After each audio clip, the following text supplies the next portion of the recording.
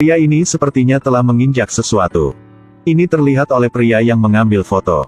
Gadis itu mendengar suara klik dan mengira gambarnya sudah selesai. Fotografer buru-buru menyuruh mereka bertiga untuk berdiri diam. Ada bom di batu pertama. Dia tidak mengerti apa yang sedang terjadi. Bagaimana mungkin, dia merasa konyol. Teman itu membungkuk, perlahan-lahan membalikkan rumput. Setelah mengeluarkan semua batu, itu benar-benar ranjau darat. Seluruh kelompok terkejut. Mereka bertiga naik gunung untuk buang stres, tetapi sekarang mereka memiliki masalah ini. Pria yang mengambil foto melihat ini dan pergi mencari bantuan. Orang yang menginjak ranjau adalah Chris, dan orang lainnya adalah Daniel.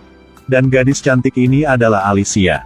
Karena tidak ada sinyal di gunung, jadi harus turun gunung untuk meminta bantuan. Daniel pertama pura-pura gugup. Lalu ungkapkan wajah yang sebenarnya. Ternyata tambang itu dikubur olehnya. Dia mengatakan segalanya. Ternyata Chris dan Alicia berselingkuh saat Alicia masih cinta. Daniel sangat marah. Karena dia sudah tahu. Kali ini dia ingin menghukum mereka. Alicia masih mencoba membuat alasan bahwa dia tidak melakukannya. Tapi Daniel tidak mempercayainya lagi. Sekarang dia telah kehilangan semua kepercayaan pada wanita. Sahabatnya berselingkuh dengan pacarnya sendiri. Benar-benar tidak dapat diterima. Daniel pergi ke balik pohon. Ambil sekop yang sudah disiapkan. Daniel secara psikologis mempersiapkan mereka alat untuk menggali lubang. Alicia menangis dan memohon. Tapi ini membuat Daniel semakin marah. Dia datang dan menarik sabuk pengaman tambang. Ternyata gerendel pengamannya belum dilepas. Menghadapi sepasang tikus ini, Daniel hanya ingin balas dendam. Namun Alicia berlari ke arahnya dan memeluknya dan meminta maaf. Daniel berkata bahwa, "Sekarang, jika saya jatuh cinta dengan sahabat kamu, apakah kamu akan menerimanya?" Lalu dia melemparkan peniti ke arah hutan. Daniel tidak peduli bahwa Alicia meminta bantuan. Dia memakai tasnya dan pergi. Alicia memilih tahan di situ untuk membantu Chris.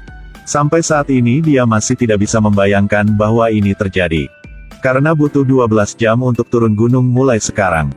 Lagi pula ada binatang liar di gunung ini. Sekarang hanya ada satu cara untuk menyelamatkan dia. Adalah menggali lubang di samping. Di sisi ini, Daniel dan fotografer bertemu lagi. Ternyata mereka adalah satu tim. Pria itu dengan sengaja membuat Chris menginjak ranjau darat. Alicia turun gunung untuk mencari peniti. Dia mencoba mencolokkan kembali kabelnya seperti sebelumnya. Alicia perlahan duduk menggunakan pisau untuk menyesuaikan tali. Tapi dia tidak tahu kalau jenis ini tidak bisa dikembalikan saat dilepas. Sekarang Chris yakin bahkan jika dia menggerakkan kakinya sedikit. Bagaimanapun itu akan pecah menjadi 100 keping. Sekarang satu-satunya cara untuk menggali lubang bagi Chris untuk melompat ke dalam. Tapi pemandangan ini dilihat oleh seorang pemburu. Dia tidak mengerti apa yang mereka lakukan. Dia membiarkan anjingnya pergi dulu. Alicia mengusirnya dengan sekop. Pemburu juga berlari saat ini. Dia memegang pistol dan menanyai Alicia. "Apakah Anda mencoba membunuh anjing saya?" Tapi dia tidak mendengarkan penjelasan keduanya. Chris marah. "Saya tidak bisa bergerak, apakah kamu tidak mengerti bahasa manusia?" Dua orang yang ketakutan berdiri diam. Alicia menjelaskan bahwa Chris menginjak ranjau darat. Sekarang dia bergerak, dia akan meledak. Pemburu bergerak maju untuk memeriksa. Pasti menginjak ranjau darat. Pemburu itu melihat sekeliling dan melepas ranselnya. Kemudian membelai tangannya di atas kepala gundul. Alicia ingin memintanya untuk membantunya menggali lubang di belakang Chris. Karena dia tidak kuatnya. Pemburu melihat bahwa orang ini tidak bergerak jadi dia sangat senang. Dia pergi ke samping dan mengambil sesuatu. Lalu menuju ke tempat Chris. Lemparkan langsung ke arahnya. Dia bilang dia hanya memeriksa apakah Chris mengatakan yang sebenarnya atau berpura-pura. Kemudian tangan itu dengan cepat meraih tangan Alicia. Dan tidak ada niat untuk menyerah. Lalu dia menyentuh bahunya. Dia benar-benar ingin tahu apa yang terjadi di antara mereka. Dia mengatakan jika mereka tidak memberitahu, dia tidak akan menggali lubang untuknya. Setelah mengetahui bahwa mereka diam-diam berselingkuh, dia tertawa. Pemburu minta tolong tapi pasti ada hadiahnya. Dia tiba-tiba berkata dia ingin mengambil celana dalam yang Alicia lagi pakai. Kemudian gunakan tangan untuk ingin melepasnya. Chris melihat ini dan dengan cepat mengeluarkan uang dan kartu kreditnya. Siapa sangka begitu dia mengambilnya, dia langsung melemparkannya ke tanah. Setelah itu, dia pergi ke Alicia. Tanpa pilihan lain, dia harus memasuki tenda untuk melepasnya. Siapa sangka, pemburu ini memintanya untuk melepasnya langsung di sini. Tapi tidak biarkan dia buka di tenda. Alicia hanya bisa keluar dan melepasnya. Pemburu puas setelah memiliki celana dalam. Dia berlari ke belakang dan menggali lubang. Tapi dia tidak serius sama sekali. Pada saat ini, walkie-talkie di ranselnya berdering. Melihat itu, Alicia berlari untuk meminjam radio. Karena tidak ada sinyal di gunung yang tinggi ini. Dia pikir dia bisa menggunakan walkie-talkie untuk meminta bantuan. Tapi pemburu tidak membiarkan mereka menggunakannya. Dia bilang itu baik-baik saja, tetapi membutuhkan hadiah kecil. Dia membuang celana dalam Alicia. Kemudian paksa dia menggunakan mulutnya untuk ambil kembali. Alicia berlari dan langsung mengambil celananya. Tapi dia tidak setuju. Dia memintanya untuk merangkak, lalu ambilnya kembali. Lalu dia membuang celana Alicia lagi. Sekarang dia harus mengikuti. Dia menepati janjinya untuk memberinya radio. Tetapi orang yang berbicara dengannya tidak mengerti bahasa Inggris. Dia meminta bantuan pemburu. Tapi dia sekali lagi menuntut hadiah. Setiap kali dia menerjemahkan kalimat, Lisa harus melepas sesuatu di tubuhnya. Alicia hancur tetapi masih harus setuju. Pemburu menerjemahkan sebuah kalimat, Alicia melepas sesuatu. Hanya 2 kalimat yang dianggap tidak ada apa-apanya di tubuh Ngui. Tapi pemburu itu sengaja tidak langsung ke intinya. Dari awal hingga akhir, dia semua mengucapkan kalimat lain-lain. Alicia akhirnya menyadari bahwa dia adalah orang mesum. Pada saat ini, dia menatap Alicia dan memiliki niat buruk. Dia mengangkat senjatanya dan mengarahkannya ke arahnya. Pada saat ini, Chris di belakangnya mencoba mengutuk dan menyerangnya. Sementara mereka berdua berjuang, Alicia berlari lurus menuruni gunung. Pemburu mengambil tali dan mengejarnya. Chris membungkuk untuk mengambil tali di tanah. Kemudian menggunakan ikat pinggangnya untuk mengaitkan pistol. Sangat cepat, Alicia ditangkap oleh pemburu. Melihat Chris menodongkan pistol ke arahnya, pemburu itu tidak takut. Karena dia memiliki sandera di tangannya. Dia menarik Alicia ke belakang batu besar. Chris marah dan bersiap untuk menembak. Kemudian anjing itu menyadari pemiliknya dalam bahaya dan bergegas.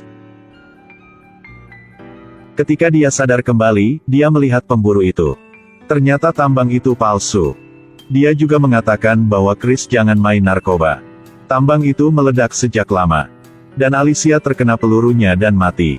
Setahun kemudian, seorang pemuda datang ke sebuah kota. Dia memasuki keluarga dari keduanya. Katakanlah dia teman suaminya. Ketika pemburu itu berbalik, dia kaget saat dia melihat Chris. Apa terjadi? Tentu saja dia mengenali pemuda yang menginjak ranjau darat setahun yang lalu. Pemburu menggunakan alasan untuk suruh Chris keluar. Kau dan saya, 15 menit lagi. Anthony, in 15 minutes. Tepat di bawah jalan, Solo. At the dirt side. Ini tidak ada hubungannya dengan keluarga saya, oke. Chris setuju untuk pergi keluar. Pemburu itu segera melepaskan anjing itu untuk mengejar Chris. Beberapa menit kemudian, dia mengejar. Tapi Chris kembali ke rumahnya. Dia memeluk anjing itu, mengatakan bahwa anjing itu ditabrak mobil. Pemburu melihat darah anjing di jalan. Dia dengan panik berlari ke dalam rumah. Segera masuk pintu, langsung ketemu Chris.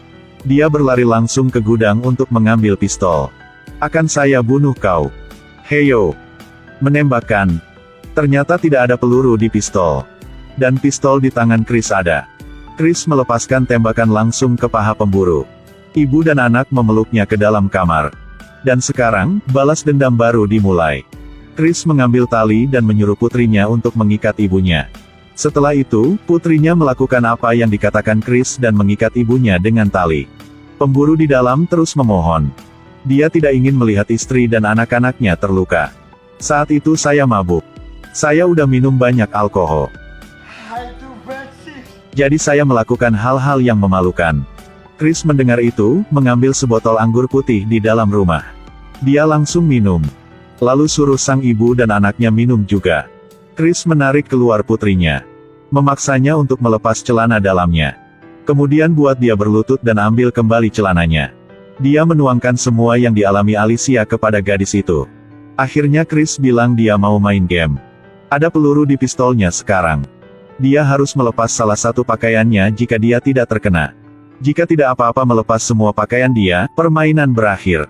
Tapi dia sangat tidak beruntung. Peluru ketiga mengenai kepalanya. Dan sekarang, Chris tercengang. Dia diam dan berpikir semua ini. Tidak ada yang tahu apa yang dia pikirkan sekarang. Setelah balas dendam, tidak bahagia juga. Membuat semua terjadi tambah kacau. Film berakhir di sini. Jangan gunakan kebencian untuk balas dendam. Sedikit toleransi, hidup akan lebih baik. Tuhan punya mata, kamu akan menuai apa yang kamu tabur. Biarkan hidup berlalu dengan damai.